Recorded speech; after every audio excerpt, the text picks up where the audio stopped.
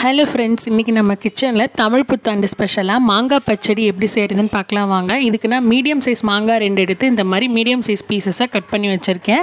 இப்போ ஒரு பேனில் 1 டேபிள் ஸ்பூன் அளவுக்கு நல்லெண்ணெய் சேர்த்துக்கோங்க. இது கூடவே கொஞ்சமாக கருவேப்பிலை சேர்த்துக்கலாம். கண்டிப்பாக நல்லெண்ணெய் தான் சேர்க்கணும். இந்த நல்லெண்ணெய் கருவேப்பிலையோடு சேர்ந்து மாங்காயை நம்ம வதக்க போகிறோம். ஸோ அந்த மாங்காய்க்கு ஒரு சூப்பரான ஒரு ஃப்ளேவர் கிடைக்கும். கண்டிப்பாக இந்த ஸ்டெப்பை ஸ்கிப் பண்ணாமல் பண்ணுங்கள். இப்போ நம்ம கட் பண்ணி வச்சுருக்கிற மீடியம் சைஸ் மாங்காய் பீசஸை சேர்த்து இந்த நல்லெண்ணெய் கருவேப்பிலையோட ஒரு நிமிஷம் வதக்கினா போதும். இப்போது சரியாக 1 நிமிஷத்தில் பார்த்திங்கன்னா மாங்காயோட கலர் கொஞ்சம் சேஞ்ச் ஆகிருக்கும். இப்படி கலர் சேஞ்ச் ஆன உடனே நம்ம இதில் 1 கப் அளவுக்கு சுத்தம் பண்ண வெல்லம் சேர்த்துக்கலாம்.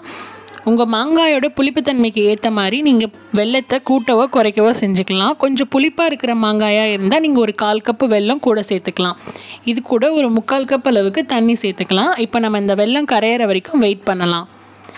இந்த மாங்காய் பச்சடி இனிப்பு, புளிப்பு, காரம்னு எல்லா சுவையும் கலந்து ஒரு சூப்பரான டேஸ்ட்டில் இருக்கோங்க. இந்த மெத்தடில் இதை ட்ரை பண்ணி பாருங்கள் ஒரு தடவை. ரொம்ப டேஸ்ட்டாக இருக்கும். இனிமேல் இந்த மாதிரி தான் நீங்கள் செய்வீங்க. இப்போ வெல்லம் நல்லா கரைஞ்சிருச்சு. இப்போ இது கூட ஒரு 1/4 டீஸ்பூன் உப்பு, 1/4 டீஸ்பூன் மஞ்சள் தூள், கொஞ்சமாக பெருங்காயத்தூளும் சேர்த்துக்கலாம். உங்ககிட்ட சுத்தம் பண்ண வெல்லம் இல்லைன்னா இது நீங்கள் நல்லா தண்ணியில் கொதிக்க வச்சு கரைச்சி வெல்லத்தை வடிகட்டி கூட நீங்கள் சேர்த்துக்கலாம். இப்போது இதை சேர்த்து நல்லா மிக்ஸ் பண்ணி விட்டுட்டு ஒரு மூடி போட்டு மூடி ஒரு 2 நிமிஷம் மட்டும் வேக வைக்கலாம்.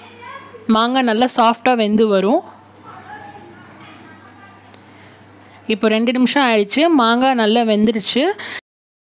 இப்போ இதை நம்ம தாளிச்சிடலாம். இதுக்கு தாளிப்பு ரொம்ப முக்கியங்க. ஒரு பேனில் ஒரு டேபிள் ஸ்பூன் அளவுக்கு எண்ணெய் சேர்த்துக்கலாம். நீங்கள் சாதா சமையல் எண்ணெய் இந்த ஸ்டேஜில் சேர்த்துக்கலாம். இது கூட ஒரு 1/2 டீஸ்பூன் அளவுக்கு கடுகு, 2 காஞ்ச மிளகா சேர்த்துக்கலாம். இது கூடவே ஒரு 1/2 டீஸ்பூன் அளவுக்கு தனி மிளகாய் தூள் சேர்த்துக்கலாம். கேஸை லோ ஃப்ளேமில் வச்சே தாளிப்பு பண்ணுங்கள். இப்போ இந்த தாளிப்பு ரெடி ஆகிடுச்சு. இதை நம்ம செஞ்சு வச்சுருக்க மாங்காய் பச்சடியில் சேர்த்துடலாம். அவ்வளோதாங்க, நம்ம மாங்காய் பச்சடி சூப்பராக ரெடி ஆகிடுச்சு.